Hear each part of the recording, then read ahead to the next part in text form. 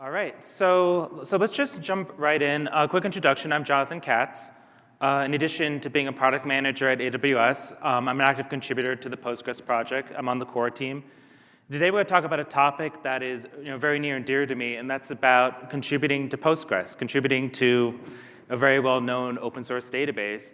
So by quick show of hands, how many people are using Postgres today? Cool, makes a lot of sense. And what I want to talk about today is how we as AWS are contributing to Postgres, but also looking at contributing to Postgres in general, and by extension, how do you contribute to an open source project that has been around for a while? And we'll look at some recent contributions, how they got there, and their overall impact of them, throughout different aspects of the Postgres community. So to get started, one reason that's important for AWS to contribute to open source is that we do want to do it in a sustainable way. In order to help the projects continue to grow and sustain themselves regardless of who's contributing to them, and that's important.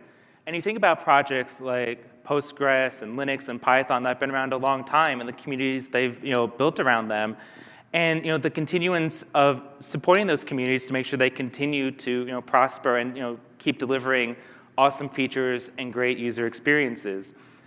And this gets into this number right here, 37.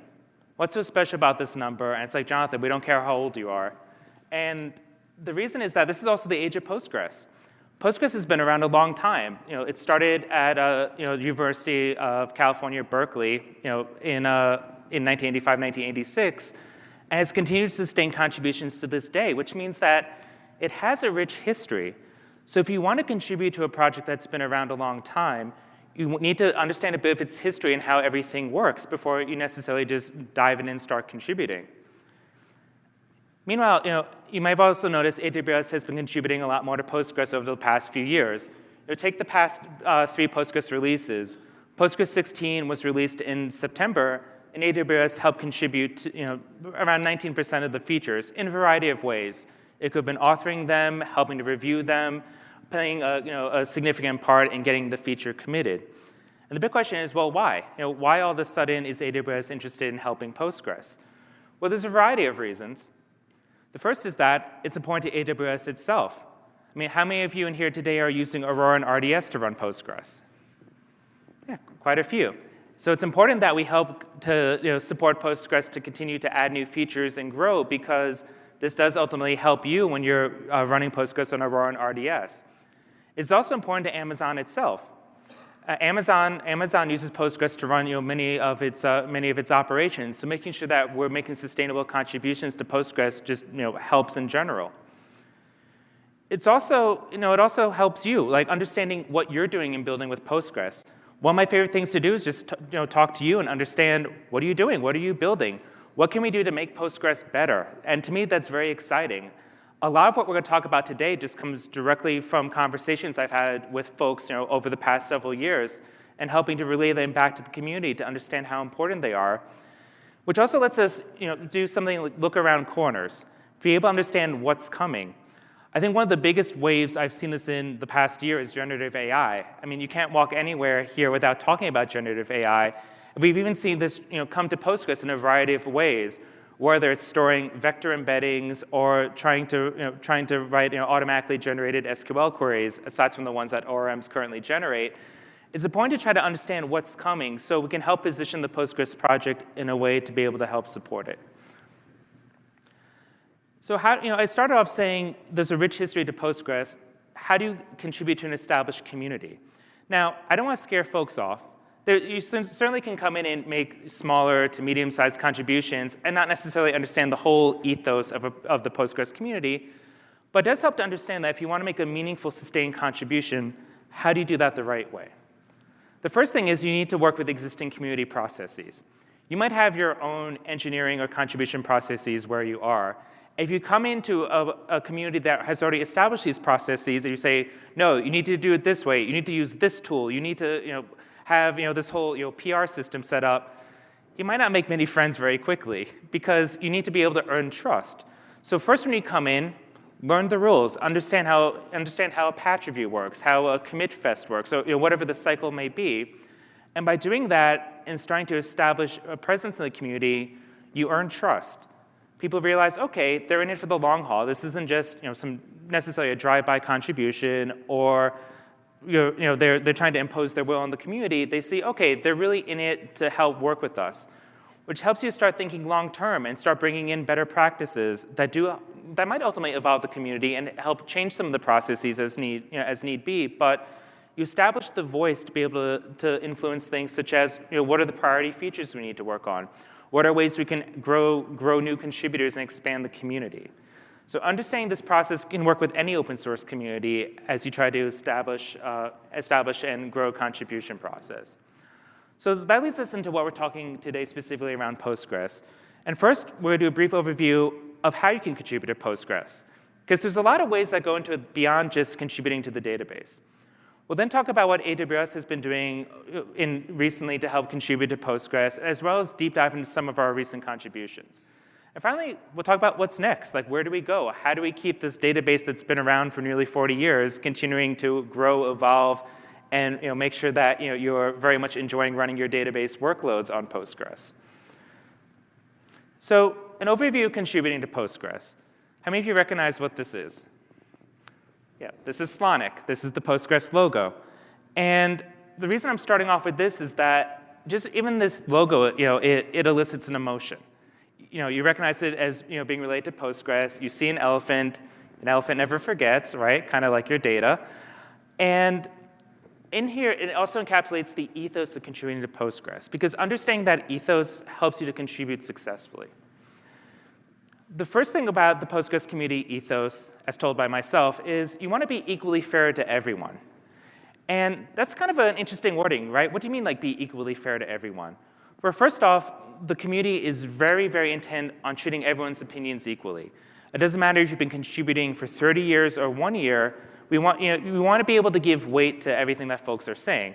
And granted, a senior contributor to the core Postgres code base, certainly their words carry a lot of weight, but it doesn't mean that's necessarily the final answer for how things will be solved. Likewise, organizing events, treat all sponsors equally at the same level. You want to be equally fair to everyone. And that's what's helped sustain such a lot of folks involved in Postgres who've been contributing for decades, is starting from there. Which leads into the next one. Not one entity can control more than 50% of the community. This has been very much a part of Postgres for the past 25 years, that they don't want to see one organization become too influential. Even when we've seen consolidation of companies in Postgres in recent years, the community has done things to make sure that not too many key decision makers are all in one place. So that balance is very important to make sure that we can help keep Postgres free and open source. Next, strive for perfection. Well, we know it's impossible to be perfect, but keep in mind, Postgres is storing critical data. You don't want to lose data. You don't want data to get corrupt. And Postgres has a hard-earned reputation of being a very reliable data source. So when things get committed to the project, you want to try to be as close to perfect as possible. That's why some things have taken many years to be able to be added to Postgres. Logical replication, which is a feature we'll go into greater depth in this presentation, is a very good example of that. Next, you got to be able to have backbone and disagree and commit. Now, you might recognize this as an Amazon leadership principle, but this actually holds true in the Postgres community. How many folks have read the hackers mailing list for Postgres? So the hackers mailing list is the area where you have a lot of discussion over the development of Postgres, and you definitely need to have backbone there. Folks are very respectful on it, but you're going to see some very strong opinions from people who have very strong opinions. But when it comes time to make a decision, folks will disagree and commit. They may not necessarily agree with the decision, but they're going to support it, and they'll be able to see it through. Finally, the community works together towards a common goal. It doesn't matter what company you work for, everyone wants Postgres to be better. And we're going to see examples throughout this talk where folks in different organizations have collaborated on features because they know it's going to help the greater good, which is everyone who's using Postgres. Quickly, how's the Postgres community organized? We can probably do like a 50-minute session just on this, so I'll cover it briefly. There's a core team. The core team is not necessarily a central governing body. I'd say it's more of a dispute resolution group, that if there's no other way through regular community processes you can solve something, the core team will help resolve it. You have committers. Those are the folks who have privileges to commit code to the Postgres core engine. There's 31 of those folks in the world, which is actually relatively small when you consider the scope and size of the project, but it takes many years to be able to earn commit bits. Then you have all sorts of folks that are helping with all other aspects of the projects, patch writing, reviewing patches, translating, which is a huge effort, as well as everything involved with advocacy, talking about Postgres, creating educational materials, et cetera. So Postgres does have a well-defined development cycle. And we'll cover this real briefly in animations. New development always begins in July and starts with something called the July Commit Fest. Commit Fest is a Postgres-specific term. It's just when folks really focus on committing patches to the project. And this is where committers really, what they're doing is they're reviewing and determining if a patch is ready. But there's a lot of development going on during this period.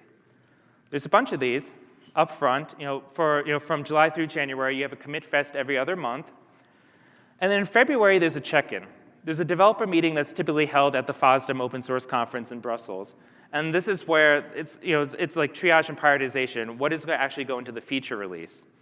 There's the final commit fest, which is maybe the most stressful time of the year if you're a committer, because right after this, you have feature freeze.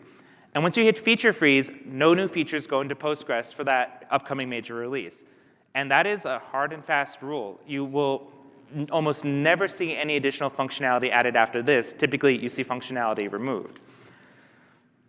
So that whole period is 9 months. So 9 months of solid development, building out new features in Postgres, which leads to May, which is one of my favorite months because we typically have an update release to the supported versions.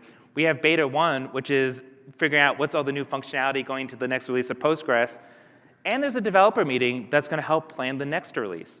So this is at the point in the development cycle you're starting to work on multiple new things at once. Meanwhile, community is focused on stabilizing the betas. Meanwhile, and also starting to develop new things, because remember, new development begins in July.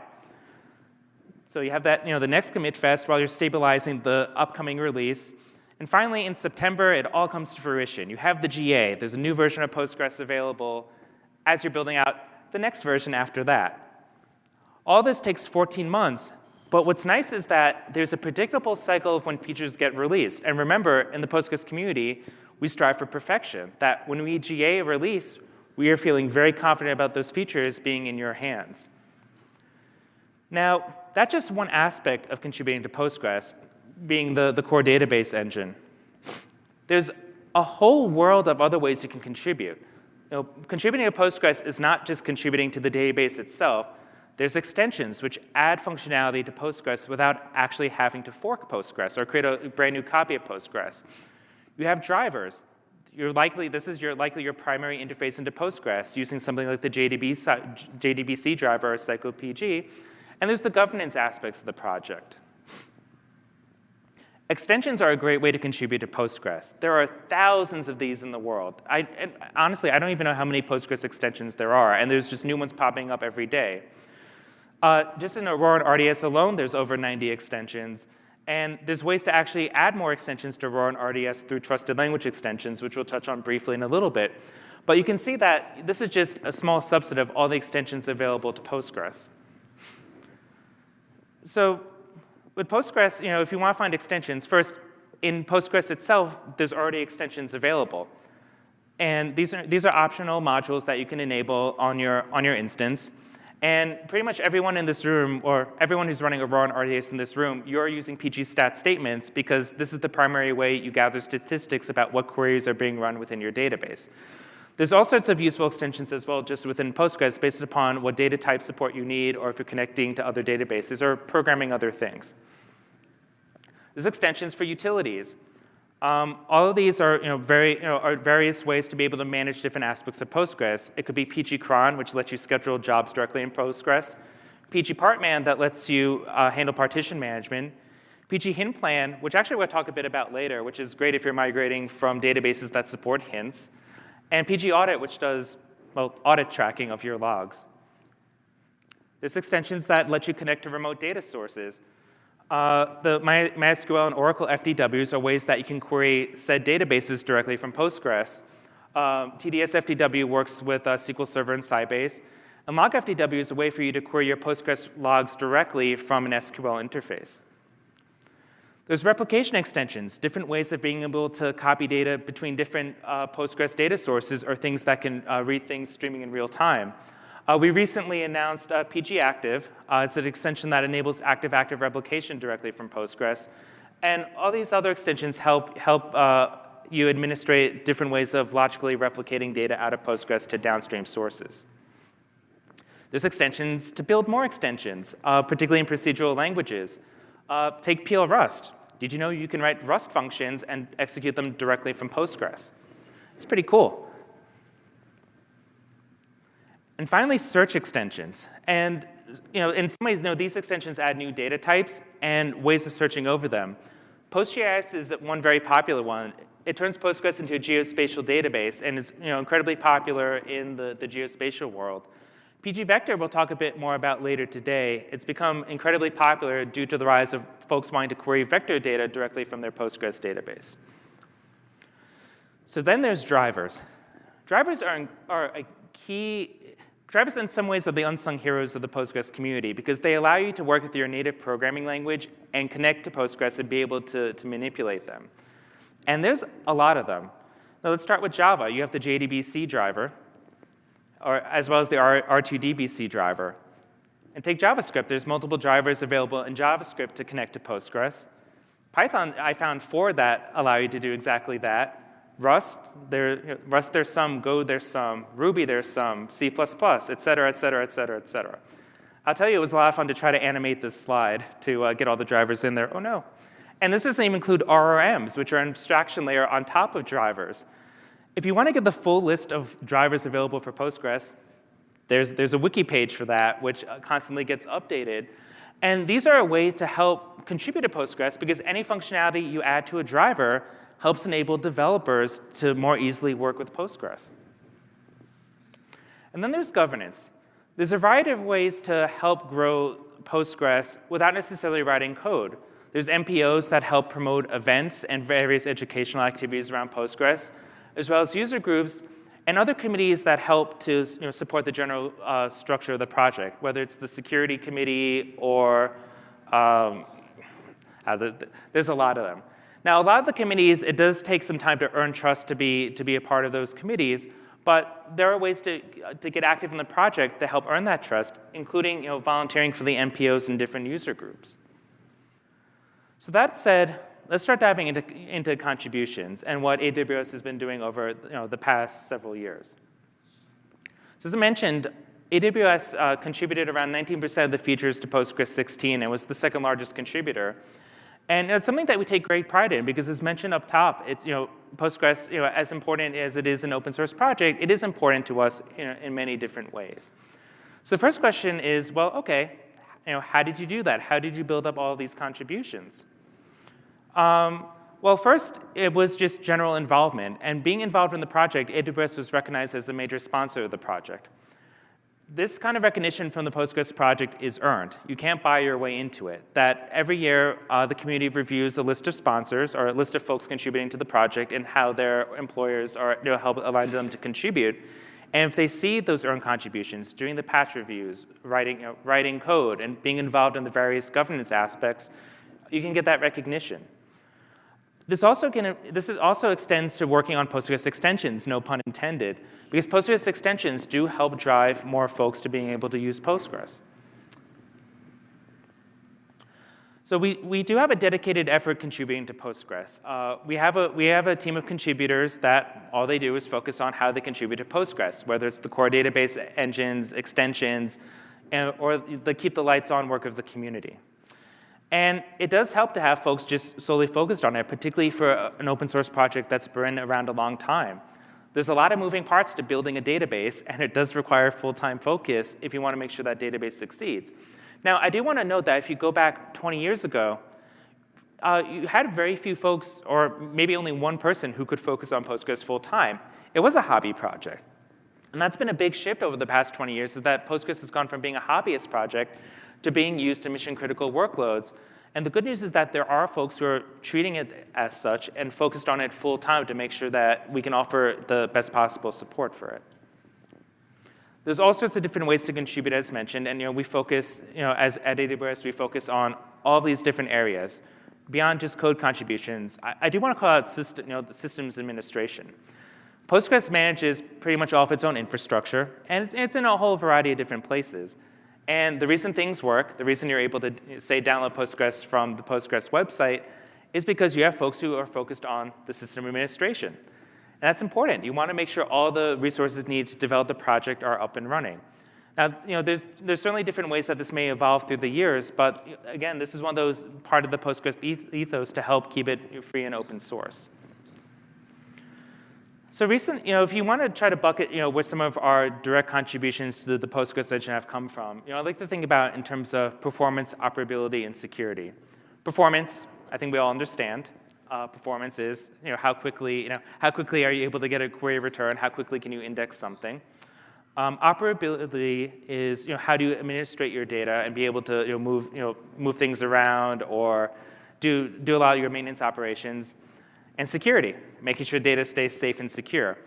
And one specific contribution I want to call out is the last one, security, preventing a CVE before it happened. During the beta period, one of our engineers noticed an issue with a new feature that, had it been released, would have certainly had a CVE. There was a permission check that wasn't being checked correctly, and someone could escalate. Catching that before it became a CVE, I consider to be huge because firstly, I actually have to deal with the CVEs as part of my role in the Postgres community, and it takes work. So anytime you prevent a security issue from occurring, certainly is a good thing. But I also want to emphasize the importance of beta testing. You saw that there's that beta period available from May to September. Anything you can do to test Postgres against production-like workloads or test out new features helps because the community can help harden the release before the GA to make sure problems such as CVEs don't actually occur. Now, in the specific cases, security issues, I know it's impossible to prevent all security issues, but that's why thorough testing certainly helps. So let's deep dive a little bit. So one feature group I really want to deep dive on today is logical replication. And how many folks are familiar with what logical replication is? OK, so for those of you who aren't, logical replication is a way of streaming changes out of a database in a way that could be interpreted by other systems. What I mean by that is that there's another type of replication, physical replication, which you're basically replicating block by block on disk what changes are occurring and then sending those down. But not every system can understand those block-by-block changes. There's a lot of things that you need to keep exact. You have to keep your operating system exact. You have to keep your file system exact, et cetera. Whereas logical replication, other systems that are programmed to be able to understand that protocol can read in those changes. So if Postgres is logically replicating something, a downstream system doesn't necessarily need to be a Postgres database. It could be a Python script that understands how those changes are being replicated. And from that Python script, you can do all sorts of things. You can do extract, transform, load jobs. You can build that data, and build like some real-time dashboards. I actually used it as a way to create effectively a hacky incremental materialized view, where basically I was updating changes in real time in a table where I had to do some complex aggregate query. But what we've been seeing with logical replication came out in Postgres version 9.4, which is about 10 years ago now. Yeah, it is about 10 years ago. And it's been evolving ever since. I'd say it's been a slow evolution. First, there was enabling the mechanism to perform logical replication. And now there's also some features around it that help you decide what you're logically replicating, where you're logically replicating to, and continuing to improve the performance of it. And the reason is that it is in the critical path now, that you might have multiple databases pushing changes into a hub that then get pulled into a data warehouse, and you have all sorts of different points. And talking to our customers, we've heard a lot of demand for improving things around logical replication, because it is an important part of their real-time analytics systems, or pushing data to across different regions. So if you want to think about what features are needed to help support logical replication, beyond the base support of it, the first is performance. And performance is what I've been hearing the most lately about how do we make things faster with logical replication, particularly as we're seeing it used more and more. I would say over the past several releases, there's been different features to help support this. For example, streaming changes from large transactions from your publisher to subscriber.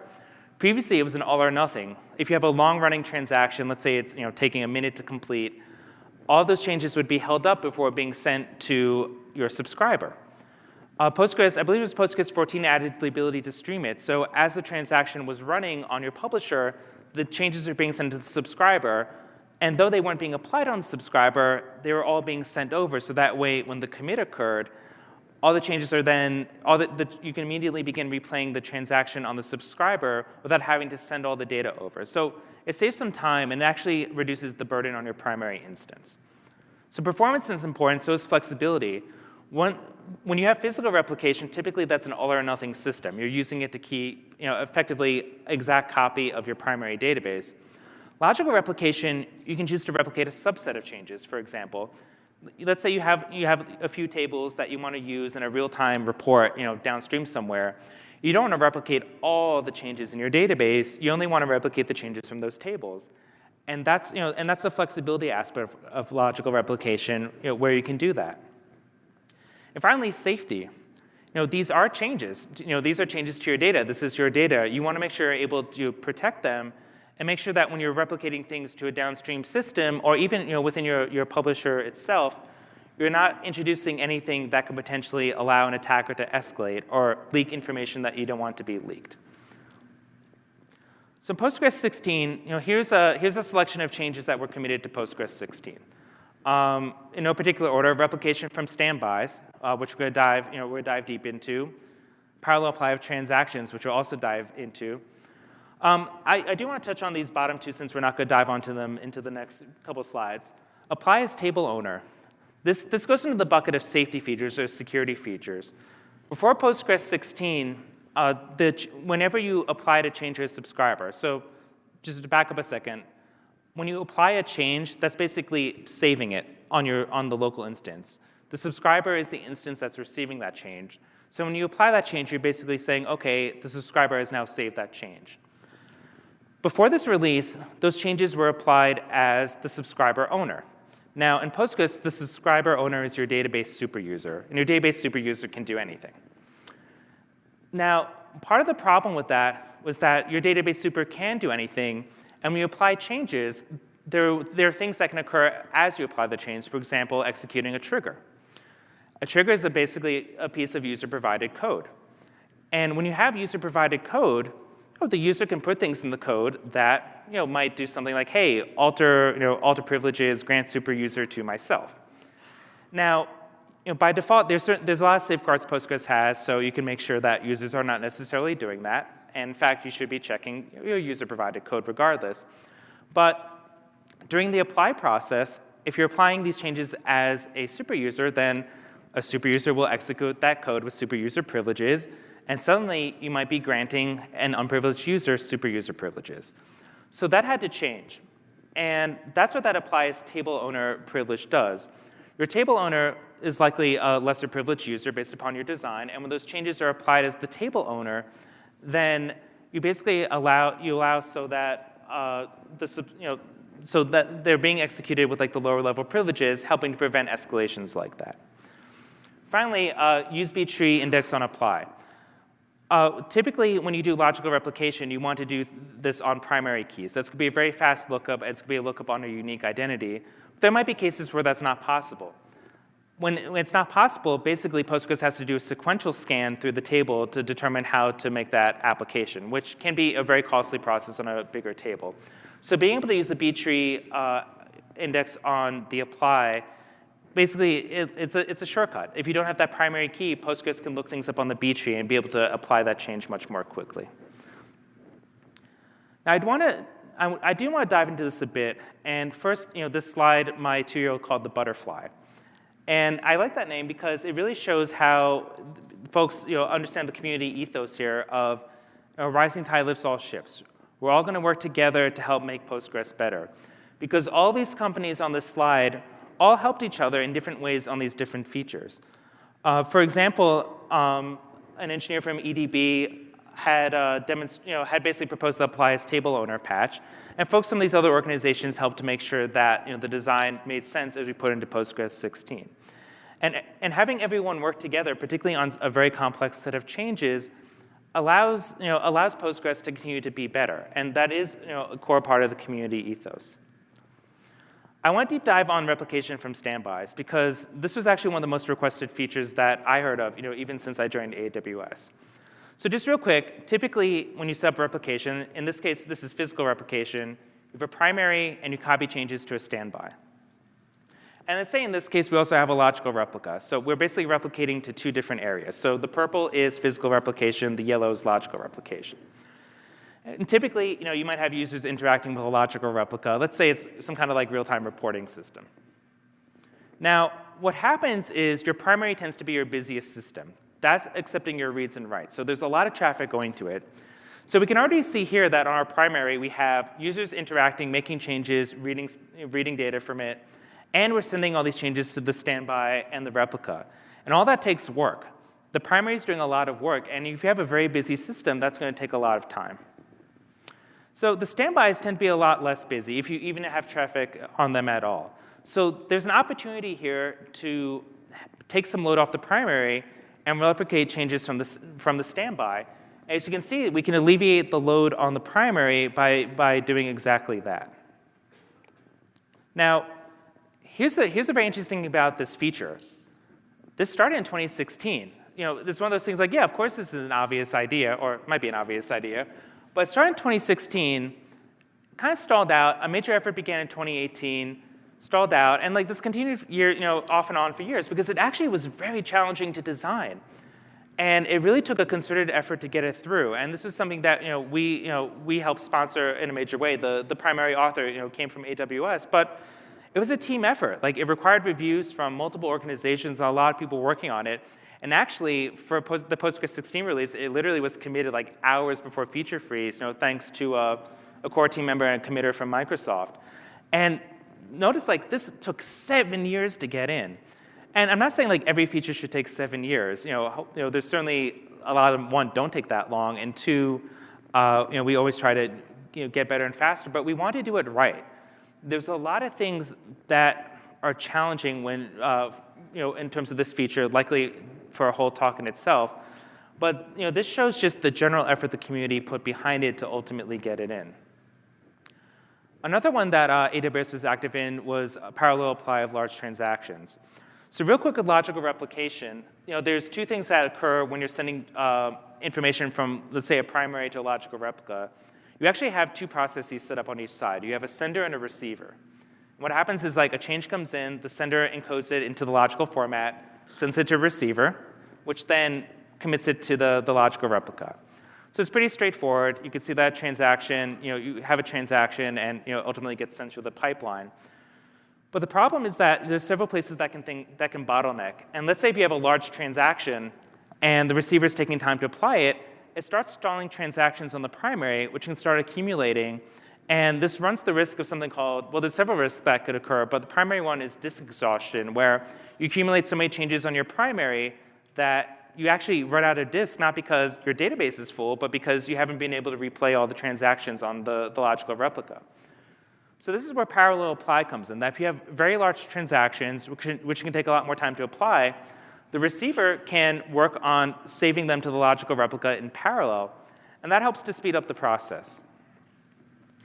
Now, this was a collaborative effort between AWS and Fujitsu. Fujitsu actually proposed this based upon what they were seeing from their customers and asked us to help with the design review as one of our engineers was an expert in this area. And we went back and forth. Fujitsu helped implement it, and we helped with the code review. And again, there's all sorts of different collaboration of each steps, but this is, again, another example of when you're contributing to any open source project that if you're trying to do everything better together, you work with each other to be able to take care of all the steps folks are good at when contributing a feature. Now, as I mentioned, there's other ways you can contribute to Postgres. And two areas that AWS is focused on are also drivers and extensions. And I'm just going to touch upon a little bit of it today. As I mentioned in the other slide, there's a lot more projects we've been involved in. But there's two things of note I want to talk about. First, the JDBC driver, which is the primary way Java applications connect to Postgres, and 2 extensions, pg-hinplan and pg-vector. So first, let's talk about the JDBC driver. I don't know how popular the JDBC driver is, but the rumor is that it's very popular. In fact, I was once at a talk with one of the primary authors of the JDBC driver, and when folks found out that that was his role, he got like a standing ovation in a room of 100 people. Like I couldn't believe it.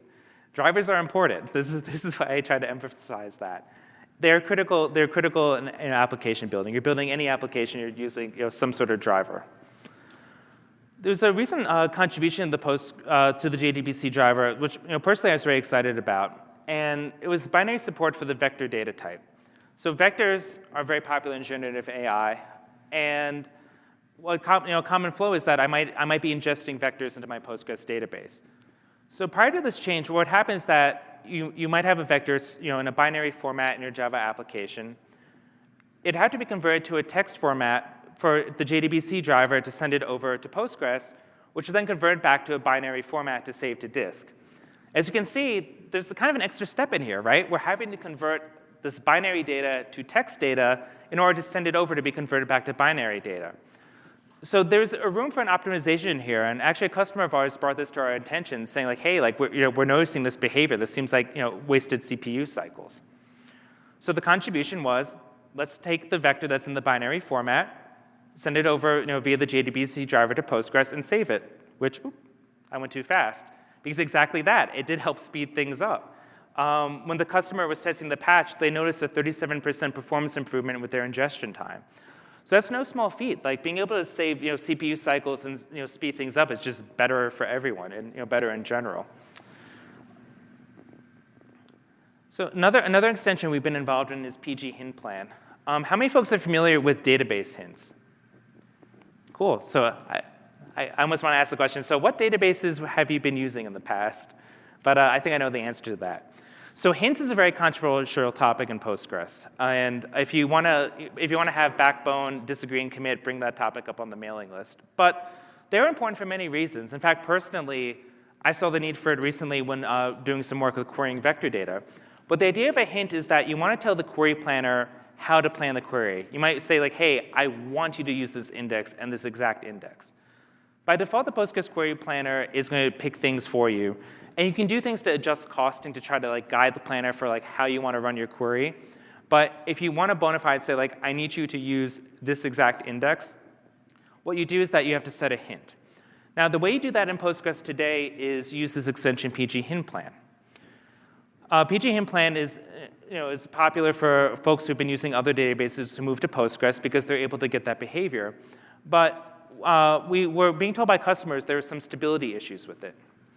So what we did was, the first thing we did was address the stability issues. We worked with the team to be able to become maintainers in the project, which involved an earned trust process, as described up top.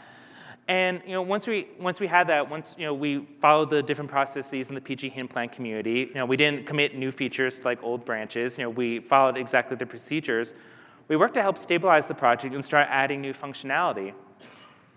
One piece of functionality was actually this is kind of cute. If you look at this, what should be going on here? Should this be a hint, or should this be a query for that exact phrase? The answer is it should be this query for that exact phrase, but pg-hinplan was treating this as a hint, which would lead to this query would fail. So what we helped with is that we actually changed how pg-hinplan was parsing queries. We actually used the standard Postgres query parser, which is battle tested for expressions just like this. So that way we would know the difference of where the hint is versus what should be part of the exact query. Again, all these things that help with the general stability of the project. Finally, we'll talk about some of our work on pg-vector. How many folks are familiar with pg-vector? Cool. So pg-vector is a project that adds vector data types and vector search capabilities to Postgres. And this is very important in the generative AI workflow.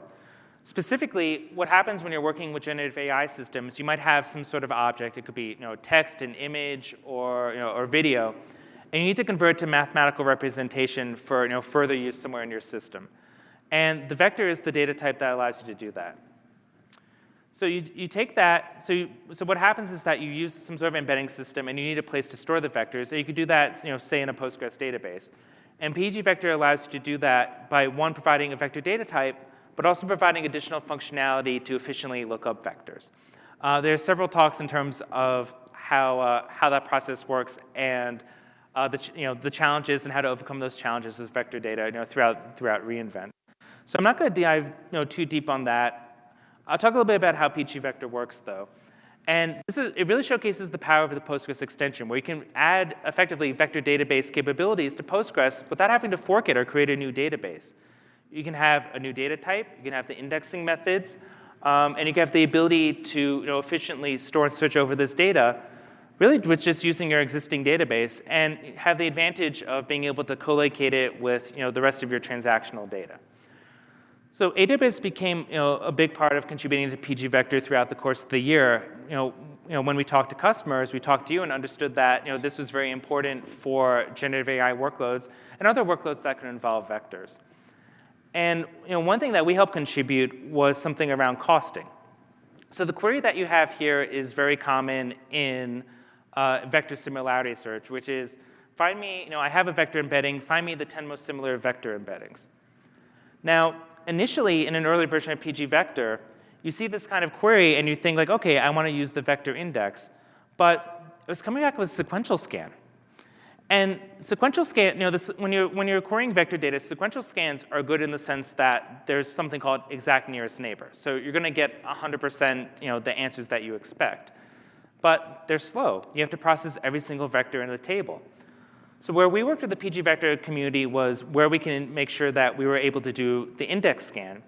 And index scans for vector queries are approximate nearest neighbor. So you may not get the exact answers, but you're getting them more quickly, which could be good enough for a lot of applications. So after working with the community to help improve the costing, we saw one, Postgres picking the index, and then two, we saw the query time significantly decrease, particularly in cases where Postgres should be using the index. So as you can see, going from 2,000 milliseconds to 1 millisecond is certainly a faster query.